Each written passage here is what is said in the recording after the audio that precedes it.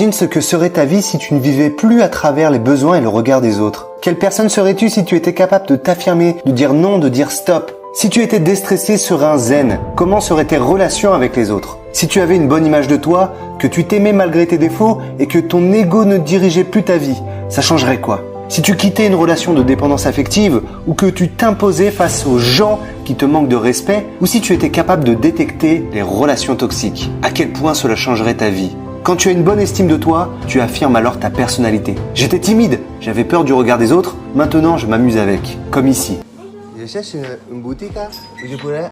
Je peux t'apprendre l'art d'en avoir rien à foutre du regard des autres et tout simplement vivre l'instant présent et te connecter à ta vraie personnalité. Pas celle que ton environnement, ton passé et tes blessures t'ont dictée. Il se passe alors quelque chose de magique. Tu attires à toi des gens différents, tu attires à toi des événements différents. Et cela commence à générer chez toi de nouveaux comportements, de nouvelles pensées et des émotions qui renforcent ton estime. J'ai passé les 5 dernières années de ma vie à aider les gens à entrer dans ce cercle vertueux. Comme Tom qui est passé de timide, réservé, à un jeune homme capable de parler à qui il veut, quand il veut, de nouer des relations émotionnelles avec des femmes sans être dans la performance. Ou Christelle qui a carrément quitté le pays, son mari et qui a rebâti une nouvelle vie sans dépendre de qui que ce soit. Ou encore Ninon qui a vécu dans la colère toute sa vie, car rejetée par son père durant son enfance, elle a appris à la transformer en communication et à rester zen, ce qui lui a permis de renouer le contact avec lui. J'ai aussi l'exemple de Nathalie, complexée par son physique, qui a appris à se détacher de son ego et à travailler sur son autodérision pour ne plus vivre dans la peur d'être jugée. Pour arriver à ce résultat, il faut être capable de comprendre ses émotions et surtout de passer à l'action sur le terrain, avec des exercices ciblés qui te prouvent à toi-même que tu peux y arriver. C'est la différence avec la thérapie. Un coach t'apprend à te prouver à toi-même que tu es capable de faire. C'est la définition même de la confiance en soi, l'un des piliers de l'estime.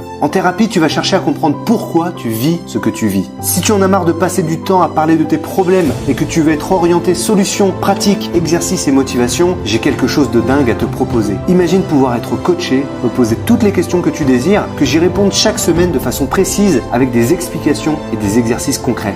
Ce serait bien, non? Maintenant, imagine pouvoir évoluer en étant entouré de gens qui te comprennent, ont les mêmes difficultés, vivent les mêmes situations et ont la même motivation de réussir à se libérer par l'intelligence émotionnelle. Mais ce n'est pas tout. Imagine avoir accès à tout un tas de formations, de conférences en direct pour apprendre à t'affirmer, ne plus vivre dans la dépendance affective, à gérer ta colère, avoir des conversations passionnantes, développer une solide estime de soi, comprendre les personnalités dangereuses, etc., etc. Bref, la boîte à outils complète pour renforcer ta personnalité, être plus séduisant et captivant. Et lorsque tu es bloqué, tu peux venir discuter avec moi pour me poser toutes les questions que tu veux et j'y répondrai de façon personnalisée 5 jours sur 7. Qu'est-ce que tu en penses? Bienvenue dans l'école d'intelligence émotionnelle.